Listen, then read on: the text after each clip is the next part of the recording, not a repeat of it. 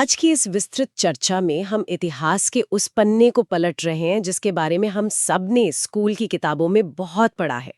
1857 का महान भारतीय विद्रोह। जी 1857 का वो समय जिसने पूरे ब्रिटिश राज की नींव हिला दी थी। बिल्कुल। और हमारे पास आज जो भी ऐतिहासिक अंश, नोट्स और दस्तावेज मौजूद है ना, उनका मिशन बहुत ही साफ है। हम सिर्फ ये बात नहीं करने वाले कि क्या हुआ, क्योंकि वो बेसिक बातें तो इतिहास में थोड़ी भी दिलचस्पी रखने वालों को पता ही होती हैं। सही कहा। हम इस जानकारी के सागर में बिना डूबे इस रिसर्च की गहराई में जाएंगे और समझेंगे कि क्यों हुआ, उन कारणों की परतें उधेड़ेंगे और उन चौंकाने वाली बातों को सामने लाएंगे जो अक्सर किताबों के पन्नों में दबकर रह जाती हैं। चलिए इसे समझते हैं।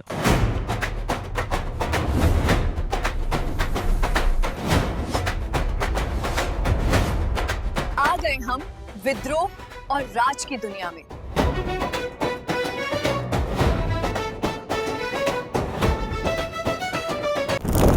और शुरुआत करने के लिए 10 मई 1857 की वो चिलचिलाती गर्मी वाली तारीख सबसे सही रहेगी। मेरठ छावनी वाली घटना, जहां सिपाहियों ने उन नए कारतूसों के इस्तेमाल से मना कर दिया और बगावत कर दी।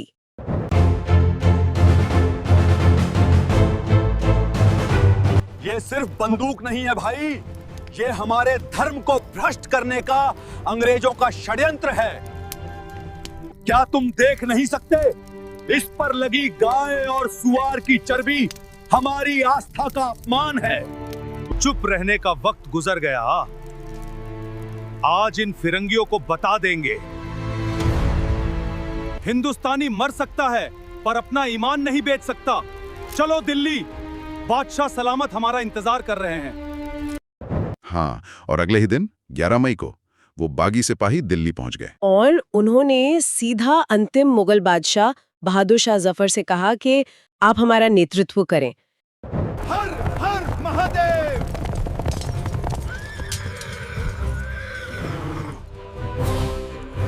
जहांपना मेरठ से आए फिरंगियों का नाम और निशान मिटाकर अब आप हमारे रहनुमा बने।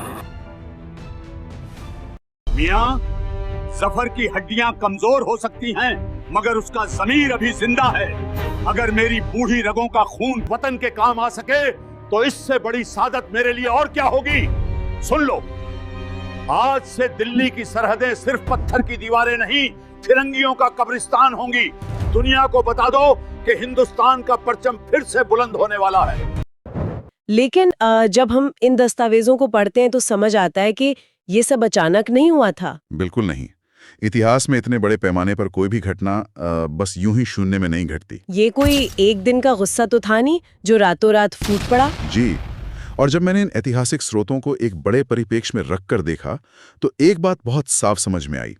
मेरठ की वो घटना तो सिर्फ एक माचिस की तीली थी। बारूद का पूरा ढेर तो पिछले कई दशकों से जमा हो रहा था। मतलब ये सोचना गलत है कि ये सिर्फ सेना के अंदर का असंतोष था। पूरी तरह गलत। असल में ये समाज के हर हिस्से में सुलग रही एक आग थी।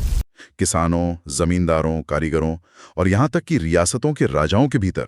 और इस रिसर्च में उन आर्थिक और राजनीतिक कारणों को बहुत ही बारीकी से समझाया गया है। जैसे कि अवध का उदाहरण लें, वहां अंग्रेजों ने एक नई भू राजस्व नीति लागू की थी जिसे समरी सेटलमेंट या एकमुश्त बंदोबस्त कहा गया। हाँ बिल्कुल।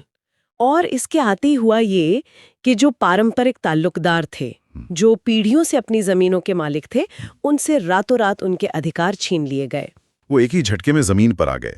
और सिर्फ जमींदार ही नहीं, किसानों पर भी टैक्स का, लगान का बोझ इतना बढ़ा दिया गया कि उनकी कमर ही टूट गई। ऊपर से भारत के जो अपने पारंपरिक हस्तशिल्प और उद्योग थे, वो ब्रिटिश नीतियों के कारण पूरी तरह तबाह हो गए। मतलब लाखों कारीगर जिनके पास हाथ से कपड़ा बुनने का हुनर था, वो सब पूरी तरह से बेरोजगार हो गए। उनके पास कोई रोजगार नहीं बचा। और जब इतने बड़े पैमाने पर बेरोजगारी फैलती है तो आक्रोश तो पैदा होगा ही।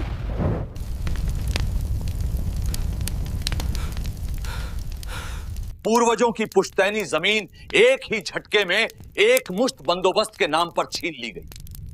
अंग्रेज कहते हैं हम लुटेरे हैं, पर असली लुटेरे तो वो हैं जो हमारी मिट्टी का खून पी रहे हैं। हुजूर, लगान इतना है कि घर में दाना नहीं बचा, हाथ की कला मर गई, करघे टूट गए। अब तो बस ये मिट्टी ही बची है जो विद्रोह मांग रही है। और इस आर्थिक तबाही के साथ जुड़ गई राजनीतिक हताशा। हम सबने लॉर्ड डलहौजी के व्यपगत का सिद्धांत यानी डॉक्ट्रिन ऑफ लैप्स के बारे में सुना है। वो नियम कि अगर किसी राजा का अपना सगा बेटा नहीं है तो वो किसी बच्चे को गोद लेकर उसे वारिस नहीं बना सकता। हाँ, कितना अजीबोगरीब और अन्यायपूर्ण नियम था ये। बिल्कुल। अब इस नियम का सहारा लेकर डलहौजी ने सतारा, झांसी और नागपुर जैसी आजाद रियासतों को सीधे अंग्रेजी राज में मिला लिया।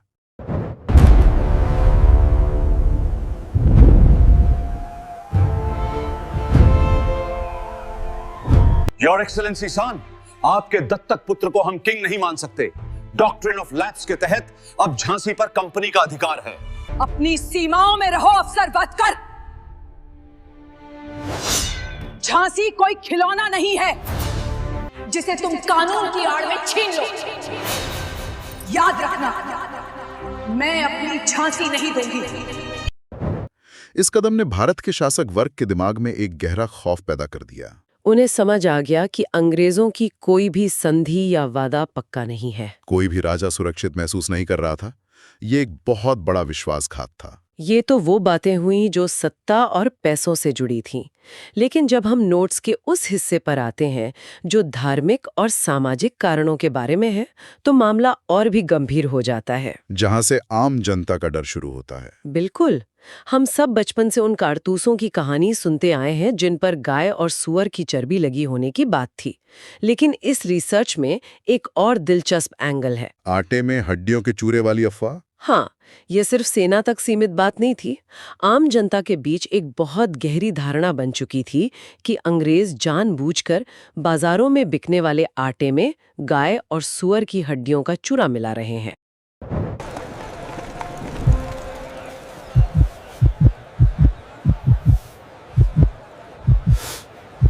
सुना है तुमने? इन गोरे साहबों ने आटे में गाय और सूअर की हड्डियों का चूरा मिला दिया है। ये हमें ईसाई बनाना चाहते हैं। यहाँ जो बात सबसे आकर्षक है वो ये है कि इन अफवाहों के पीछे एक बहुत बड़ा मनोवैज्ञानिक कारण था। ये अफवाहें सिर्फ हवा में नहीं तैर रही थीं, बल्कि उस समय समाज में एक भविष्यवाणी भी बहुत तेजी से चल रही थी। 23 जून 1857 वाली भविष्यवाणी? जी। और वो भविष्यवाणी प्लासी के 100 साल पूरे होने वाले हैं। 23 जून की वो तारीख नजदीक ही है जब फिरंगी राज का सूरज डूब जाएगा। लोगों के बीच ये पक्का विश्वास बन गया था कि 23 जून 1857 को अंग्रेजी राज का अंत हो जाएगा। और इसका कारण बहुत सीधा था। ठीक 100 साल पहले 23 जून 1757 को प्लासी का युद्ध लड़ा गया था, जहां से अंग्रेजों ने भारत पर कब्जा शुरू किया था। तो लोगों को लगा कि ये 100 साल का चक्र पूरा हो चुका है। बिल्कुल। और इसके साथ समाज सुधारण का मुद्दा भी जुड़ गया। यहीं पर एक बात मुझे हमेशा सोचने पर मजबूर करती है। रिसर्च में जिक्र है कि अंग्रेजों ने सती प्रथा पर रोक लगाई, विधवा विवाह को मान्यता दी। अगर हम आज के नजरिए से देखें तो ये कदम तो बहुत प्रगतिशील थे। तो फिर इन सुधारों ने हिंदुस्तानियों को इतना गुस्सा क्यों दिलाया? ये बहुत ही वाजिब सवाल है, तो हमें उस दौर के चश्मे से इसे देखना होगा। उस समय का जो पारंपरिक भारतीय समाज था, उसके लिए सुधार प्रगति नहीं थे। वो इसे अपने धर्म में हस्तक्षेप मानते थे। एकदम सही। उन्हें लगा कि ये उनके सदियों पुराने रीति रिवाजों में आक्रामक दखल है। लोगों को महसूस होने लगा था कि ब्रिटिश सरकार उनकी पूरी जीवन शैली को खत्म करके उन्हें ईसाई बनाने की साजिश रच रही है। और जब ये डर बैठ जाए कि आपका धर्म ही खतरे में है, तो कोई भी सुधार हमला ही लगता है। बिल्कुल। और इन सब सुलगते मुद्दों के बीच अवध का अधिग्रहण आग में घी डालने जैसा साबित हुआ। यहाँ बात बहुत दिलचस्प हो जाती है, खासकर इन दस्तावेजों में। लॉर्ड डलहौजी का 1851 का जो एक मशहूर बयान है, अवध की तरफ देखते हुए उसने कहा था कि ये गिलास फल या चेरी एक दिन हमारे ही मुंह में आके गिरेगा। सोचिए जरा। मतलब एक पूरे के पूरे आजाद साम्राज्य को एक फल बता दिया जिसे वो बस खाने का इंतजार कर रहे थे। इस घमंड के पीछे बहुत ही ठंडी और कैलकुलेटेड रणनीति थी।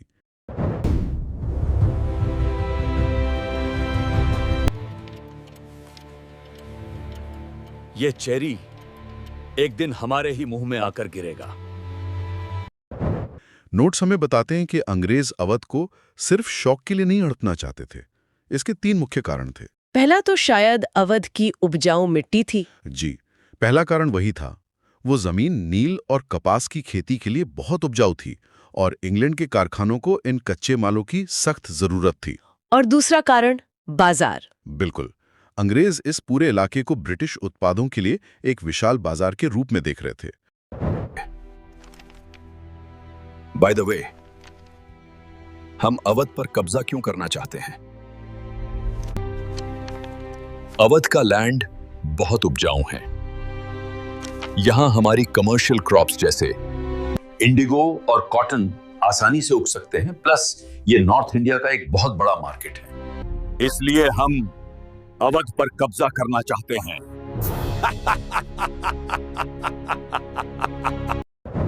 और तीसरा था नवाब की विशाल सेना।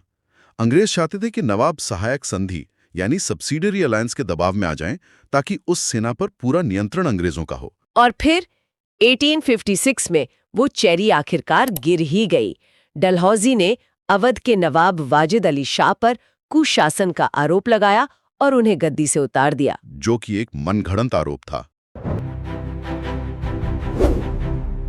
योर हाइनेस, अब आपको अवध छोड़ना होगा क्योंकि आप एक अलोकप्रिय राजा हैं। ठीक है, मगर याद रखना, तुमने सिर्फ मेरा तख्त छीना है, इस अवध की रूह और मेरी आवाम का दिल नहीं। हाँ, मैंने जब इस घटना के नोट्स पढ़े तो वो दृश्य सच में रोंगटे खड़े कर देते हैं। नवाब वाजिद अली शाह को जब उनके ही शहर से निकाला जा रहा था तो लखनऊ की सड़कों पर मातम छा गया था। लोग रोते हुए उनके पीछे पीछे चल रहे थे। ये पूरे अवध के लिए एक बहुत बड़ा भावनात्मक आघात था। और इसके नतीजे भी बहुत भयंकर हुए। नवाब के जाते ही अंग्रेजों ने उनकी पूरी सेना को भंग कर दिया, जिसका सीधा मतलब था कि हजारों प्रशिक्षित सैनिक अचानक से बेरोजगार होकर सड़कों पर आ गए। ऊपर से अंग्रेजों ने उन तालुकदारों के पुराने किलों को भी तोड़ना शुरू कर दिया, जिससे वो तालुकदार अंग्रेजों के कट्टर दुश्मन बन गए। अंग्रेजों ने अपने ही हाथों से एक ऐसी फौज तैयार कर दी। और अगर हम विद्रोहियों के नजरिए की बात करें तो दस्तावेजों में उनके इश्तिहारों यानी घोषणाओं का जिक्र है। उन इश्तिहारों में एक बहुत ही खास बात नजर आती है।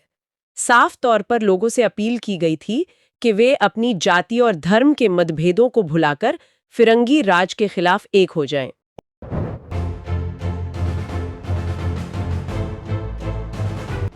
हिंदू भाइयों, मुसलमान भाइयों, ये लड़ाई सिर्फ जमीन की नहीं, हमारे वजूद की है।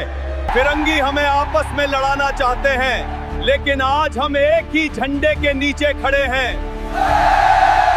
खुदा और ईश्वर गवाह है, फिरंगी राज का अंत निकट है। फिरंगी राज मुर्दाबाद। और विद्रोहियों के पास एक वैकल्पिक व्यवस्था बनाने का भी विजन था। उन्होंने दिल्ली, लखनऊ और कानपुर जैसे बड़े शहरों में बाकायदा एक शासन ढांचा खड़ा करने की कोशिश की। हाँ, राजस्व वसूली और सेना की कमान के लिए एक सिस्टम बनाया। भले ही वो व्यवस्था लंबे समय तक नहीं चल पाई, लेकिन ये दिखाता है कि वो सिर्फ विनाश नहीं चाहते थे। और इन प्रमुख केंद्रों का जिक्र आते ही उन चेहरों की बात करना जरूरी हो जाता है जिन्होंने इस आंदोलन को दिशा दी। दिल्ली में बहादुर शाह जफर और जनरल बख्त खान थे।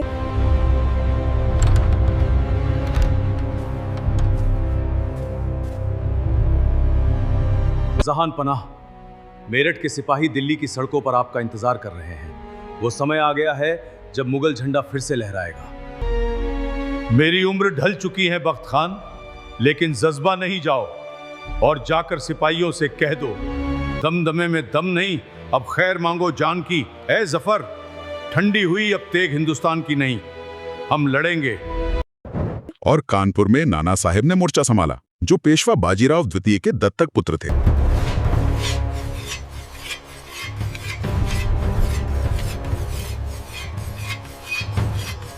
अंग्रेजों ने मेरी पेंशन रोक दी, मुझे मेरा हक नहीं दिया। उन्हें लगा कि पेशवा चुप बैठ जाएगा। कानपुर तैयार है महाराज, बस आप आदेश दें। ये गंगा गवाह है, जब तक मेरे शरीर में पेशवा का खून दौड़ रहा है, कानपुर की मिट्टी पर फिरंगियों का कोई हक नहीं होगा। लखनऊ में बेगम हजरत महल और बिरजिस कद्री ने कमान संभाली। लेकिन मुझे सबसे ज्यादा हैरान किया बिहार के आरा के कुंवर सिंह ने। उनकी उम्र को देखते हुए उनका युद्ध कौशल सच में चकित करने वाला था। इसके अलावा फैजाबाद में मौलवी अहमदुल्ला शाह और बड़ौत में किसानों के नेता शाह मल थे। और झांसी की रानी लक्ष्मीबाई का संघर्ष तो इन दस्तावेजों का सबसे अहम हिस्सा है। डलहौजी द्वारा दत्तक पुत्र को राजा मानने से इनकार करने के बाद रानी ने अपना वो प्रसिद्ध नारा दिया, मैं अपनी झांसी नहीं दूंगी।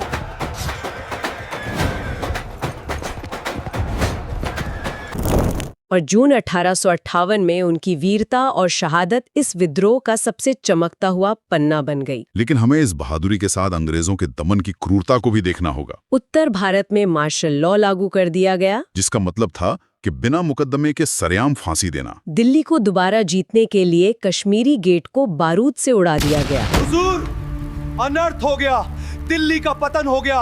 अंग्रेजों ने कश्मीरी गेट उड़ा दिया और शहर पर कब्जा कर लिया है। क्या दिल्ली हार गई?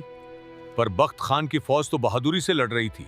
और बिहार के कुंवर सिंह, क्या वे मदद के लिए नहीं पहुंचे? नहीं हुजूर, जब मेरठ में बगावत हुई तो लखनऊ शांत था।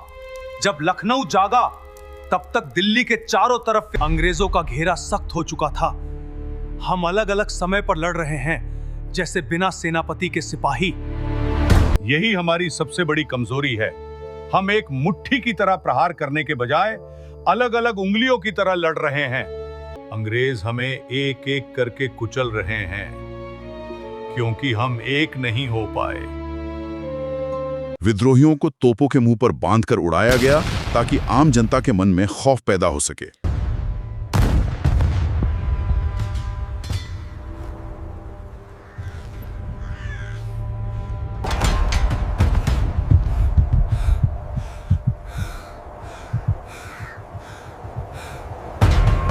तुम्हें लगता था कि तुम हुकूमत को चुनौती दोगे? ये तोपें आज हिंदुस्तान के दिल में खौफ भर देंगी।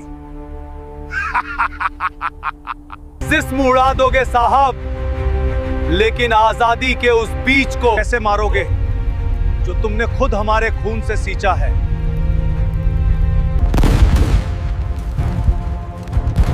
और इस पूरी क्रूरता को सही ठहराने के लिए कला का भी इस्तेमाल किया गया। इन नोट्स में चित्रों की राजनीति का बहुत गहरा विश्लेषण है, जैसे कि रिलीफ ऑफ लखनऊ जैसी ब्रिटिश पेंटिंग्स। हाँ, जिसमें अंग्रेजों को महान रक्षक और हिंदुस्तानियों को बर्बर हमलावर के तौर पर चित्रित किया गया।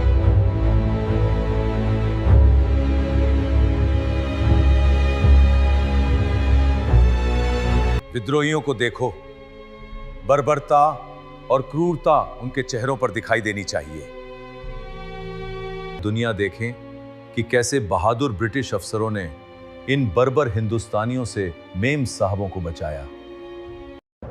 जबकि बाद में 20वीं सदी में भारतीय राष्ट्रवादियों ने रानी लक्ष्मीबाई को घोड़े पर सवार तलवार लिए वीरता की प्रतिमूर्ति के रूप में दिखाया।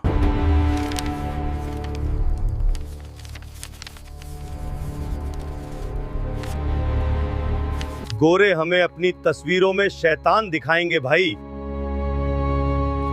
पर इस इश्तहार को पढ़ो। इसमें लिखा है कि हम फिरंगी राज की जड़ों को उखाड़ने आए हैं। हमारी तस्वीर इतिहास लिखेगा, ये रंग नहीं।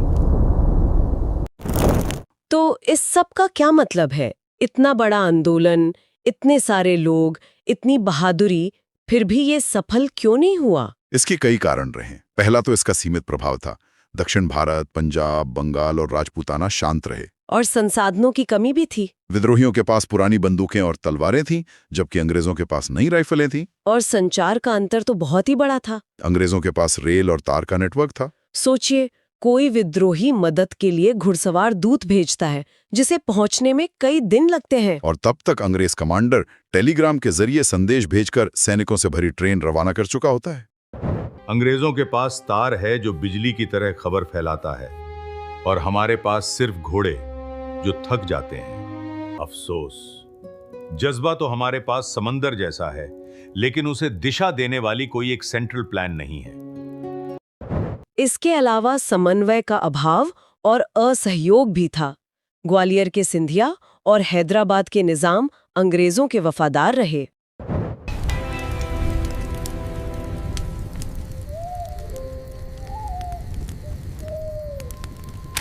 अगर ग्वालियर के सिंधिया और दूसरे राजा हमारा साथ देते तो आज हम आजाद होते।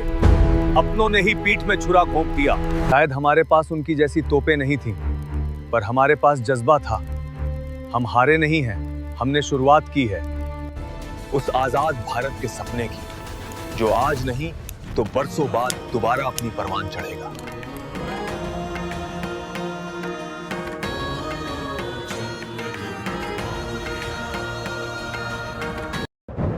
लेकिन एक और वर्ग था जिसका तटस्थ रहना बहुत दिलचस्प है।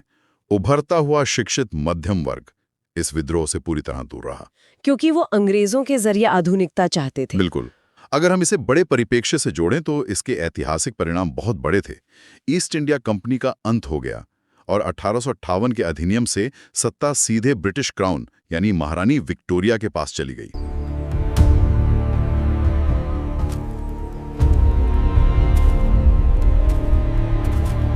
सुनो हिंदुस्तानियों, आज से ईस्ट इंडिया कंपनी का शासन खत्म हुआ। अब हिंदुस्तान की मालिक इंग्लैंड की महारानी विक्टोरिया हैं और आज से सबको अपना अपना धर्म मानने की पूरी छूट है भाई। गोले साहब कह रहे हैं कि जंजीरें बदल गई हैं, पर सच तो ये है कि हमने आजादी का ख्वाब देखा था और इन्होंने सिर्फ मालिक बदल दिया। अब हम कंपनी के नहीं ताज के गुलाम हैं। गवर्नर जनरल अब वायसराय बन गया और व्यपकत का सिद्धांत हमेशा के लिए समाप्त कर दिया गया। सेना में भी यूरोपीय सैनिकों का अनुपात बढ़ाया गया और तोपखाना अंग्रेजों के ही नियंत्रण में रहा। लेकिन सबसे अहम बात, इस विद्रोह ने राष्ट्रीय आंदोलन की बहुत बड़ी प्रेरणा दी। सावरकर ने इसे भारत का प्रथम स्वतंत्रता संग्राम कहा। 1857 केवल एक सैनिक बगावत नहीं थी, बल्कि संचित गुस्से का विस्फोट था, जिसने भारत में संगठित राष्ट्रवाद के बीज बोए। बेटा, भले ही कंपनी का राज खत्म हो गया और महारानी का राज आ गया, लेकिन इस आग ने हम सबको हिंदुस्तानी बना दिया। अब हम चुप नहीं बैठेंगे। क्या हम फिर लड़ेंगे बाबा? जरूर। ये पहली चिंगारी थी, मशाल जलना अभी बाकी है।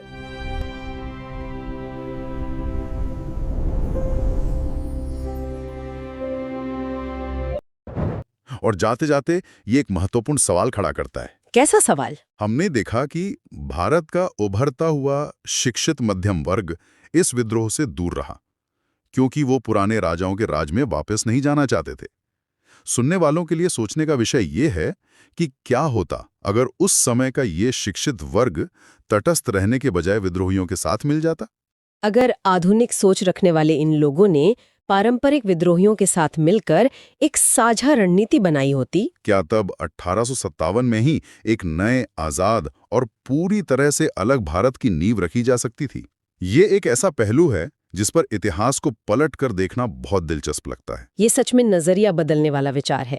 इतिहास की यही तो खूबसूरती है। आज की इस विस्तृत चर्चा में हमने 1857 के उन पहलुओं को गहराई से जाना है जो हमें सोचने पर मजबूर करते हैं। मिलते हैं अगली बार किसी ऐसे ही दिलचस्प ऐतिहासिक दस्तावेज की गहराइयों में उतरने के लिए।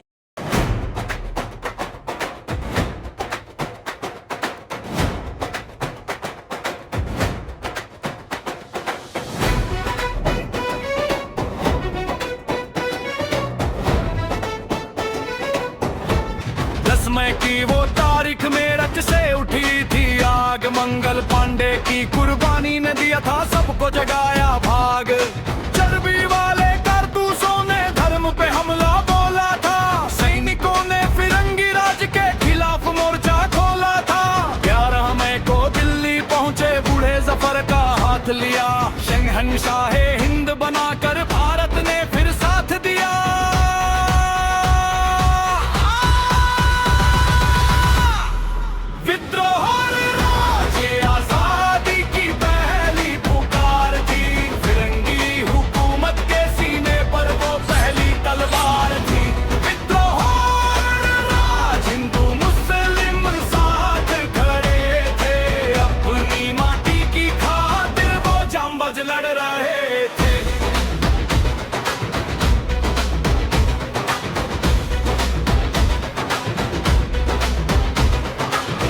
की धरती उपजाऊ थी, नील कपास की खेती थी।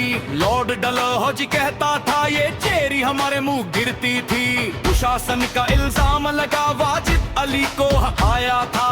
नवाब की जुदाई में लखनऊ का हर दिल रोया था।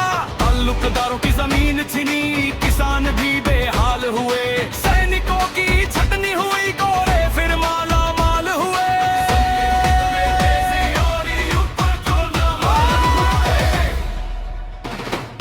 कानपुर में नाना साहिब तांत्या टोपे का जोर था, बिहार में कुंवर सिंह का चारों तरफ ही शोर था, बेगम हजरत महल अवध में मौलवी की ललकार थी, और झांसी की वो रानी अकेली ही 100 पर भारी थी। अपनी झांसी नहीं दूंगी मरते दम तक वो बोली थी, बोलों की बौछार के बीच खेली उसने खून की होली थी, पर एकता की कमी रही और सीमित था विद्रोह का घेरा, दक्षिण और पंजाब में फैला नहीं था वो सवेरा। आधुनिक हथियार न थे संचार के साधन पास, गद्दारों ने साथ दिया और टूटा वो अटूट विश्वास। मार्शल लॉ बाकर गोरों ने था जुल्म ढाया, तोपों के मुंह पर बांध कर वीरों को फिर उड़वाया। विद्रोह ये आजादी की पहली पुकार थी, फिरंगी हुकूमत के सीने पर वो पहली तलवार थी।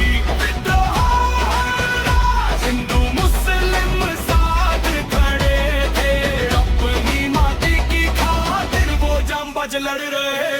कंपनी का शासन खत्म हुआ, अब का उनका अधिकार था, पर इस महासंग्राम ने बो दिया आजादी का विचार था।